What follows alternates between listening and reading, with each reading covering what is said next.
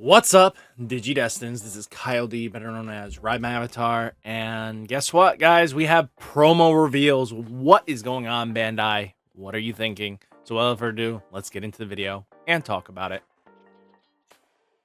Okay, boys and girls. Okay, so let's take a look at it. We have basically, remember how most old Digimon games, well, even now, they have their training montage, the little mini games that you would do just to boost up your Digimon's power or colors of their light, dark attributes. If you're going with the Dawn and Dusk series, well, they made it into a 2-drop option now. What do these do? First off, they all have offensive training, mental training, physical training, agility training, defensive training, wisdom training. They all do something similar. They are very alike. What they're doing is reveal the top 2 cards of your deck, add 1 red card among them to your hand, place the remaining cards at the bottom of the deck in any order, then place this card into the battle area. Delay. One of your Digimon may digivolve into a red Digimon card in your hand by paying its Digivolution cost. When digivolving with this effect, reduce the Digivolution cost by 2. So, what I'm taking away from this, all of them are 1 of each color. You can play them all in your color-themed decks. So, what is this going to say here? First off, let's go for the first part of it, revealing the top card of your deck. It's the top 2, which is not as far of a dig as we're used to, which is fine, but the fact of the matter is add 1 card of that color though. So if you have, let's say, a red option you can grab the red option. You need a red tamer to come to your hand. Well, you see the tamer, well, I grab the tamer. You need a Digimon, grab the Digimon. That is huge in play. Right now, the way you get these promos in Japan is paying like 1,650 yen for their online event. But looking at this is that 1, decks will play this. What decks will though? I think in categorization wise, decks that rely heavily on options like Bellastar, Setcon, stuff like that is gonna really want options like this that really do help out, fuel their advantage, get their stuff going. It's not like they trash anything, but putting them on the bottom deck, you get 1 of them and goes to the bottom, is not as bad as a loss in some circumstances. Now let's take a look at the delay though. The delay, 1 of your Digimon may digivolve into a color similar to the option you just used. You're training. So what does this mean? It reduces it by 2. In circumstances wise, pairing it to, let's say, your blue mem boosts or your memory boosts that give you 3 for the delay, I feel like this 2-cost option is good for certain decks. It's not as powerful in a sense. You gain 2 memory, but it's just reducing the cost. I think maybe Machine Dramon might like this a little bit just because it lets them grab anything they might need. And digging for the top 2 is a little bit better, and especially it helps with memory choking situations.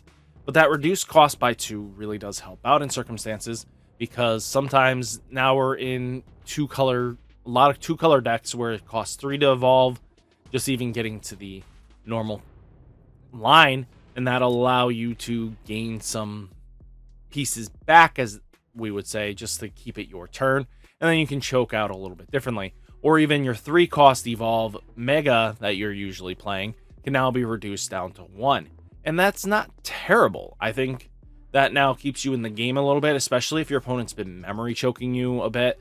I like cards that have this, but at the end of the day, I still think for delay effects, the innate ability of the mem boosts are a little more powerful in their delay. At the end of the day, these are more powerful in the sense of grabbing a card you might need, and it might be the out you needed, and that can lead to being some very powerful plays. I think promo wise, it's a very solid promo. Decks will play it if you need it. Other decks will not touch this with a 10-foot pole, and I think I'll respect that. I think that's not too crazy to ask, especially all these are really solid promos, and needed promos are a little more on the gray area. especially since these seem really solid in their base design. They look very fair. The only problem I have is, most of these are. I don't think green needed another way of reducing cost, but hey, that's just me. Next, though, they did get a bunch of beautiful promos. So we got Zubermon, Seedramon, Edamon, Kawagamon, Raremon, and then Skull Greymon. So let's take a look at all of them. First off, Zubermon. So on play, by placing this card under one of your other Digimon in play as a bottom Digivolution card, reveal the top 3 cards of your deck. Place those cards at the top or bottom of your deck in any order. Then, if you have a Digimon with legendary arms in this trait, gain 2 memory. This makes it so that if you're playing your Ragna deck, this card is pretty solid. It actually helps keep it your turn a little bit, especially if now you know what's coming down the line. This helps set you up a little bit, and in being a trade-off as a one cost play really does give some synergy to the deck that it kind of needed to know what's going on, and I think that's really powerful in its play. And then your turn, while you have a Digimon with legendary arm trait or a black Digimon in play, this Digimon gains Raid. What I find very interesting is that, too bad this is restricted to legendary arms. This could have been really decent if it wasn't that legendary arms effect, but hey, that's just me. I think the inheritable, if you have a black Digimon play, it gains Raid, could see some sneaky plays in. I know it's going to see Ragna plays, but Machinedramon could definitely see this as well, especially since it's a black Digimon play. Your deck is basically top end and most of your ultimate line is black, so this could help out in a way, in its opinion, and it does have a 0 cost for black, so this can synergize a little bit. You won't gain that 2 memory, it'll cost you 3, but who cares if we can gain Raid, which means that you don't have to rely heavily on Metal Greymon in your deck. Now you just rely on this giving you Raid, and then you can redirect into their unsuspended big Digimon, which could be some potential plays with that. That's just me. Next, we do have Seedramon. Play when Digivolving one of your blue Digimon cannot be deleted in battle until the end of opponent's turn, and then your inheritable, your turn when when you play another Digimon by effect, one of your blue Digimon gains Rush for the turn. I like that. That's pretty solid actually to work with. I think that Rush is going to really apply some pressure, and I think Rush is a very fantastic way of giving that card, the deck, the much needed support it needed, because a lot of times you're just spitting out bodies just to be eaten by Death X.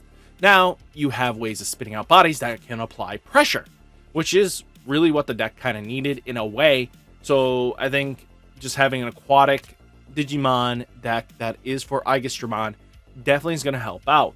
We don't know when we're going to receive these promos, just a fine reminder, but hey, it is what it is. Then we have Edamon on play when Digivolving, de-Digivolve one of your opponent's Digimon.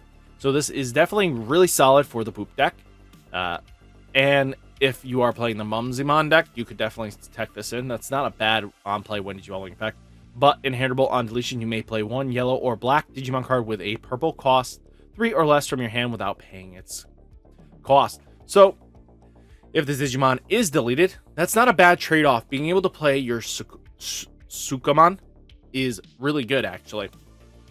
Now you can set up. You lose your big boss Digimon because you couldn't make them poop. Well, now you at least have a way of making them poop, because now you can take the yellow or black Digimon card with a play cost 3 or less, instantly set it up, and just apply pressure that way. Then we have Kawagamon. We kind of needed something like this for Grandis. So on play, when Digivolving one of your opponent's Digimon or Tamers cannot unsuspend until the end of your opponent's turn. I like the on play because, especially for 4 cost, that means you can lock down their Digimon if you can't run them over right away, or Tamer can't. So the Tamer aspect is actually pretty good as well.